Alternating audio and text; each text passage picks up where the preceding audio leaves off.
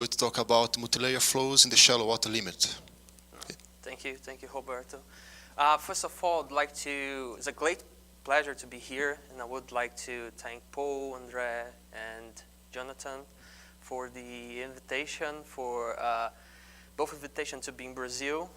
Again, that's where I was born and place that I most like, and to be here presenting part of my work. And also it's a great pleasure to have in the audience, maybe for the first, I hope not the last time, both of my supervisors, my master supervisors, Clodoaldo from USP, and Paul, my current supervisor, who is working with me in this project. So yeah, I prepared like a kind of talk that is very down to earth. So you see a lot of examples, a lot of pictures, not much of equations, just to maybe as the maybe the spirit of this workshop was more like of collaboration. I'd like just to show you the kind of work I've been doing for the last 2 years in 20 minutes. So first, as a motivation, I would like to show you some nice pictures. So I study waves. So that's a wave colliding with a structure, a lighthouse. Maybe the most interesting part of this. Where's the laser here? Is this one? He's at the top. Ah, the top. Okay.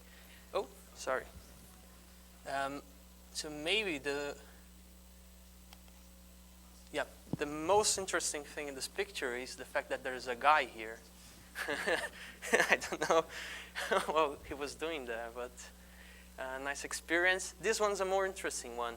So this is a interfacial wave. So you have the water, the air, and you have a wave horizon as a consequence of the interaction, the nonlinear interaction between those fluids. So this is more interesting because these structures here, those waves, they are internal waves. So they are not on the surface, but they are below the water. They are between layers of this water. It's not easy to see that, so you need to be lucky. And it seems that it's close to the ocean, but this picture was taken on the mountain, so not very close in the coast of Washington, D.C., not Washington, the state of Washington. And here, another internal wave, but not as this one there's a internal water wave. This is an internal atmospheric wave. So here we have air, and those structures appear on the interface between layers of air, of atmospherical. Another kind of phenomena that happens is the so-called Kelvin-Helmholtz instability, as an example that gives this very nice structure. It appears also in the Alexei's talk this week in some kind of simulation that he showed. So this is a real example of this kind of structure. It was appeared like recently in the news. So here is a more schematical picture. So I don't know if this is a real picture or not. I took from an open source, but I like the fact that you can see a ship moving. You can see some sort of wind waves, so interfacial waves, but you can also see internal waves here. And that's the most interesting picture, in my opinion, because it kind of contains a phenomena that in Brazil we used to go to the ocean or to the beach to swim. We know the kind of alive water. So here we have the dead water as well, which is a very interesting phenomena that exactly has to do with this. So these internal waves you cannot see. So you might, because of that, it was for some sailing boat, you can maybe not see, because you cannot see these internal waves, you can maybe not predict how can I say, not know exactly which kind of forces you're experiencing. That happened was first reported by this guy in the North Sea.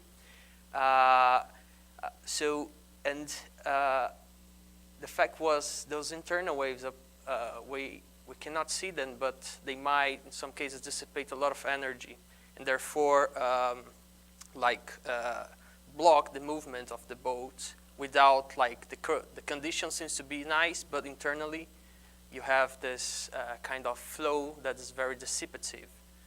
So that was his report at that time. It's referenced here. So it's a very interesting phenomenon. So we got plenty of reasons already to study those things. So here's a more schematic representation. So you have, for example, considering atmosphere and ocean, you can have more dense water, less dense water. You have the interface. And you can, so you have surface waves, and then you have atmosphere, and you have this structure in probably most flows in nature. So this is a more obvious one, and here is more or less how this is connected to our mathematical scientific way of deal with this problem. So you can have a problem linear, like small amplitude, so you can consider dissipative terms, and nonlinear as it evolutes, and then more complex after it breaking. So it kind of resume my aims and my expectations with my current research. So just as a summary, I would like to introduce my work or introduce the subject more mathematically, and then comment about some simplest models that were already studied, and then start with what I'm doing now with Paul. And so considering all the subjects related to what I'm doing, going to the breaking and mixing, that I won't actually comment today, but it's here, was in my first aim. So just to start with, so as a multi-layered certified flow, I'm thinking about something like I have a button, or I don't need to have a button, but in this case I'm considering a button. So I have several layers, and so layer 1 with some density, etc. So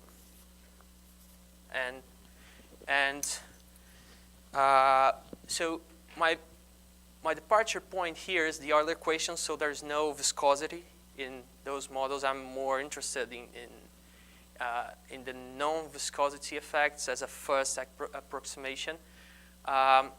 So the model is this: the flow is incompressible, so it's the same equation for each layer, and as additional constraints, I have kinematic and dynamic boundary conditions. So this composes a free boundary problem, which is quite complicated because the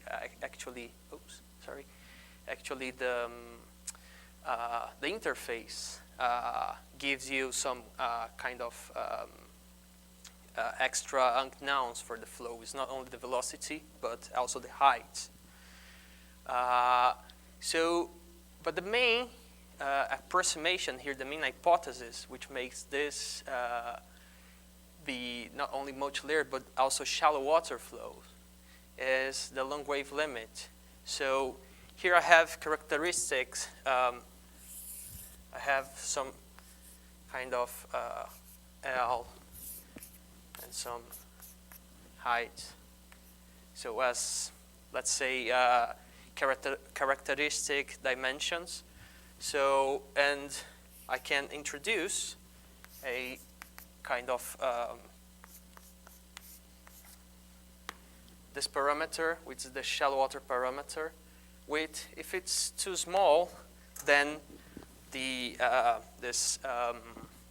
wavelength is very big comparing to the height. So In some reference, you can see that this corresponds to a shallow water wave. As a tsunami wave can be a shallow water wave, or just a shallow water can be a shallow water. So it's a more abstract concept. So in this case, as I said here, the vertical mean of the velocity represents very well the fluid flow.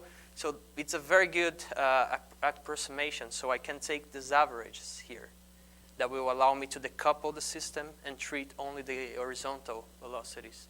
So you can do this for each layer and continue. And then after that, you have squared terms here. You have something like, you can do this and then use this hypothesis to treat terms like,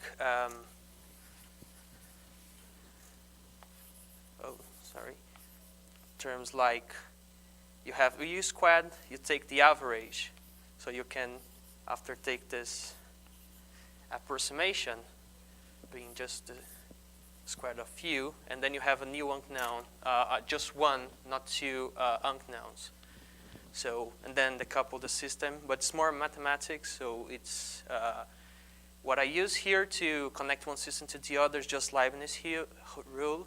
So that permits, allows me to take this derivative to outside and just have the average here, but I have to pay a price that is to sum up this kind of thing. So, and as a first example, I will go to the simplest model, the two-layer model that was studied extensively in literature, especially by Paul and his former students and collaborators.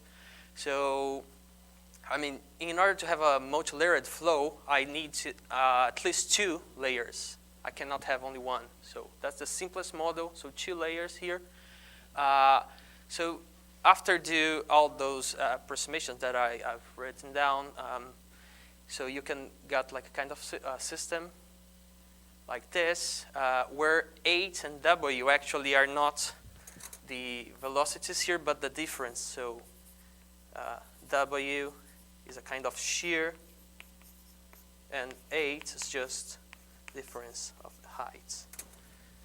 So, and then I have this system, which is non-Boussines in the sense that the difference of the densities, it matters.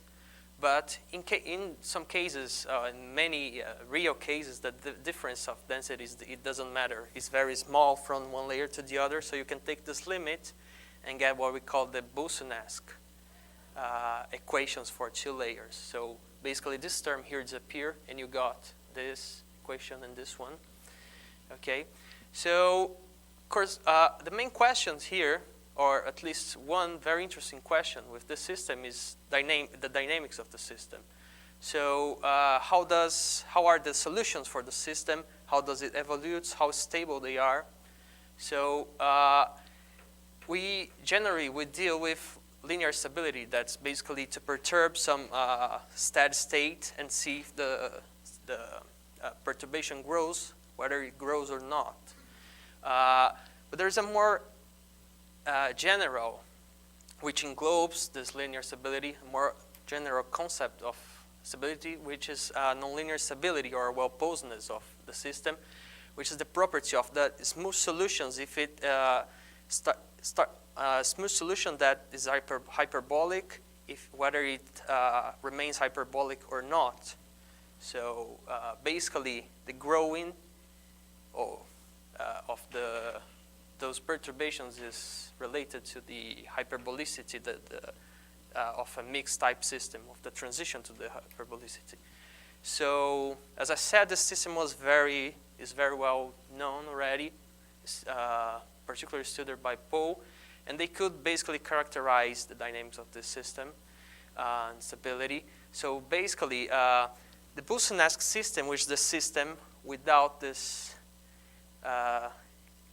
non-conserved contribution here, it is well-posed all times. It doesn't matter where you start, the solution will remain in the hyperbolic region. It doesn't happen to the non-Boussines system, but they could prove that this condition is stable up to breaking with sharp bounds available. So you can construct actually invariant regions. So if the solution starts there, it won't remain. I will show you it like a bit later. And in addition of that, you could ask me, in the beginning I mentioned 1.5 layer, so which if it's at least at first it could be, seems to be simpler than the 2-layer one, but actually I just mentioned the 2-layer model here afterwards because those two systems are connected. So actually there's a map from this 1.5 layer to the 2-layer shallow water. So study the 2-layer, you have everything. So so maybe I could just say something before, just a small difference here for what I consider for half. So you have a multi-layer system. So 1, 2, and let's say host 0 here. So if you have an unbounded layer here, so for half a layer, I mean, I have an unbounded layer which is dynamically passive. So actually my Euler equation here, or my equation for U0 is just this. So, but it contributes hydrostatically. The pressure is important here, but the dynamics is not.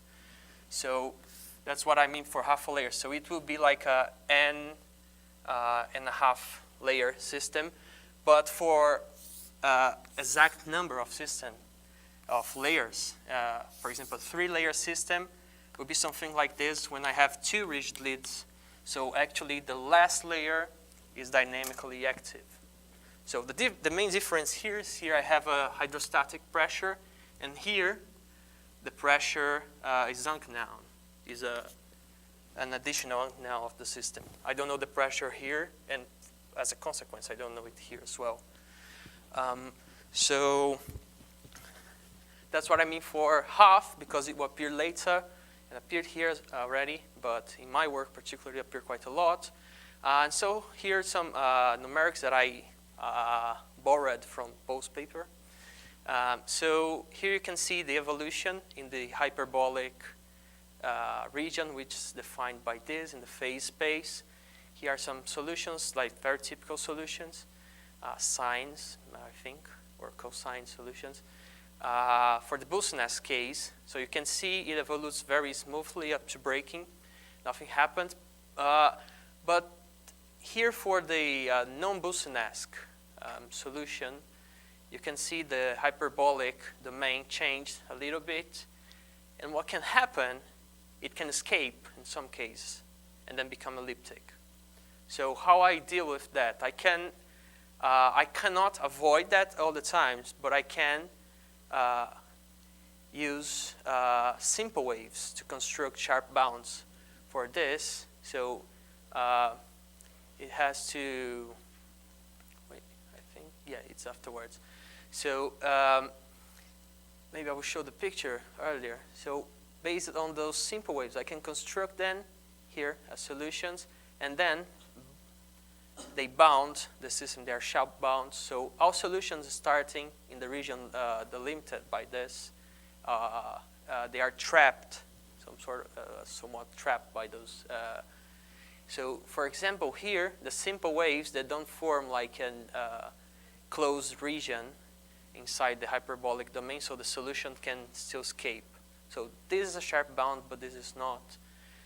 And this is connected with Paul's theorem that one of the sides, a necessary condition, not an enough condition, but a necessary one that holds for all order systems. The theorem proved by Shumakova is in her PhD thesis. So it basically depends on those simple waves. So basically, if you look for the eigenvalues of the eigenvectors of this matrix, if you have some that cross the sonic surface, then I mean the solution will take that direction. So so then you cannot you cannot, you know that you cannot, so that's a necessary condition. So you cannot have an eigenvalue that points in a direction that's not tangent to other than the tangent direction of the surface. So, but the fact is, the proof for this, like, here's a necessary condition, but the enough condition to show that you have an enough condition depends crucially of the structure of this 2-by-2 system. For example, in the Boussines case, you can write the eigenvalues as smooth functions of the Riemann invariants. So on the boundary of that hyperbolic region. So therefore, it won't never cross. But that's not the case in higher order dimensions. Therefore, if you want to understand that, you have to look for new techniques, for the development of new techniques to analyze the dynamics of this. So, and here's where my research starts. So I have 5 minutes to talk about what I've done in 2 years. And so that's what I wrote for my project. So that the main is basically what Paul did. That's basically the focus. But I have, but now for the 2.5 and for the 3-layer flows. So especially because this 2.5, as you see, is the simplest model where you have, which is not 2-by-2, is higher order, 4-by-4. So yeah, so basically my aims with this PhD is basically to describe this, the long wave dynamics, understand the smooth solutions in this hydrostatic case, and then go towards comprehension of the non-smooth solution after breaking and during mixing. So for now on, we'll talk about this model, the 2.5 layer model. So that's the schematic illustration. So I have two dynamically active layers, and one the upper one is passive. So here you can see the unknowns, the densities, basically, and repeating that process that I mentioned before from Euler equations, I can get the shallow water equations for what I've dropped that over bar here because of this hypothesis. So, and I got these equations that are the main equations that I have to deal with. So that's my model. So it's a mixed type, quasi-linear system of PDEs that has this shape. So the dynamics will depend crucially on this matrix here. So basically the well-posedness here depends on the eigenvalues and eigenvectors of this system. So I have to look at the characteristic polynomial, but as you can see, it's very complicated. It's not, you can't see much on this. So basically, if you want at first try to treat analytically, you can do it only for a few cases. So I've done for those cases. For example, if you want conditions for the system to be quadratic, you can get a surface where it happens, but it's not very conclusive. But one case where we can actually prove something that's a very interesting case is the free surface one. So actually you have, as in this draw here, you not only have this U naught being 0, but also the density is 0. And so you can prove actually this theorem that we've done. So the dynamics is still 4-dimensional, but so yeah, it's written wrong, sorry. But the dynamics is still 4-dimensional, but the nonlinear stability is 2-dimensional. And you can prove that the characteristic polynomial has this form here, where this functions just okay? Okay. So so it's given by this function, where this actually you know exactly the form of those functions a0, a1, a2, and you have only two variables. So, so that's it's a good characterization. So it makes things much simpler. So if you want to characterize nonlinear stability for the system, it's enough to look at cross-section of or a kind of phase space defined by those two variables. I will show pictures later. But more than that, the proof of this theorem gives us a kind of criteria or idea of how to treat maybe in a more physical way the system. So all those variables, they appears in the proof of this theorem. So what we did, well, let's then define these variables, give names to them. So here we are, and then here write the system on those variables. So, and surprise, surprise, what happens? We got the same polynomial characteristic. Like this system has exactly that characteristic polynomial. So, so then you can think, well, maybe I can decouple the system and got a system with only two equations for those variables independent from the other two equations. But that doesn't happen, unfortunately. So, or fortunately, I don't know. But it doesn't happen. But it's actually a result because it shows that this 2.5 layer and the 2-layer system are fundamentally different. So you cannot see the 2.5 as the 2 plus something else. So numerically, I've performed some numerical simulations. It's not very, I have to clean out a bit, maybe, this. But you can evolute this in time, see what happens. So in this, I like this figure because you can see the evolution of the modes, the barotropic, the slow modes, and the fast modes here, barotropic and baroclinic ones.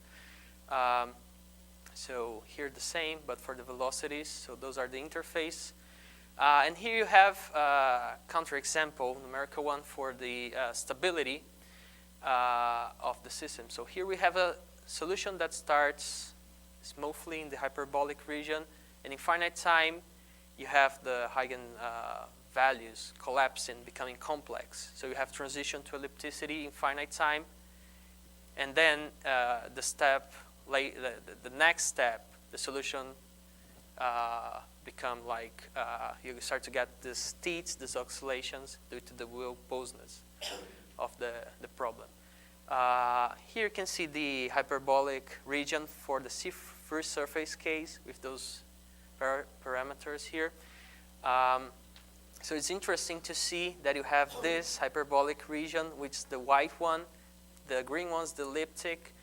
And what's interesting here, you have some kind of you have the hyperbolic region, you have elliptic, but then you have hyperbolic one as well. And you can also see the solutions in this kind of phase space.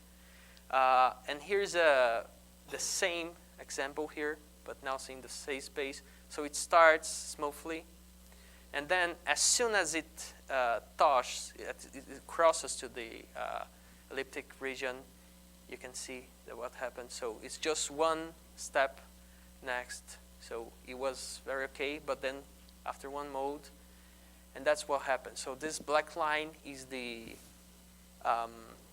line dividing the boundary of dividing the hyperbolic and the elliptic regions. So it's just necessary for one mode, for one solution to cross, and becomes very unstable. So, and what's the reason for that? Is next step of my research is mixing. So after breaks, the system is not very well posed anymore. You need some closure. So that's where the state of known smooth solutions.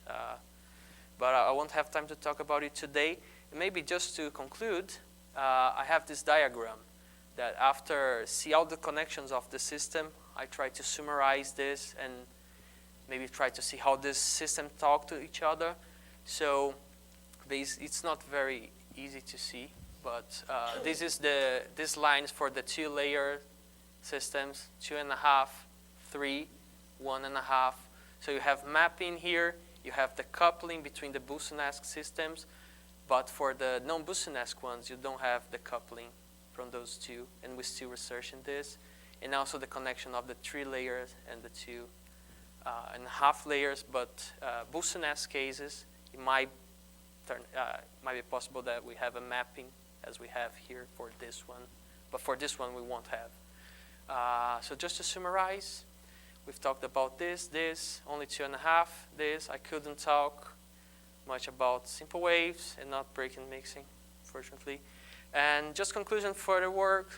So I want to stand the nonlinear stability results for the general case to maybe generalize this method. It seems that the same method that I used to prove this theorem work for any number of layers. So for n.5 layer, I might be able to reduce the system to something much simpler, like that based on the physical meaning variables. So, and the same has been doing for the 3-layer non-Boussines system, which is probably the core part of our research, but I didn't talk about today. And then we also want to understand simple waves in higher dimension from 3 on to try to use them for 4-dimensional systems as that one. And also, finally, to investigate the non-smooth solutions for both systems. So, acknowledgements, there's a typos here, sorry. For my sponsor, CNPq, the Brazilian agency for the funds research in the country, and for the University of Bath that celebrated 50 years last year. And that's it, thanks.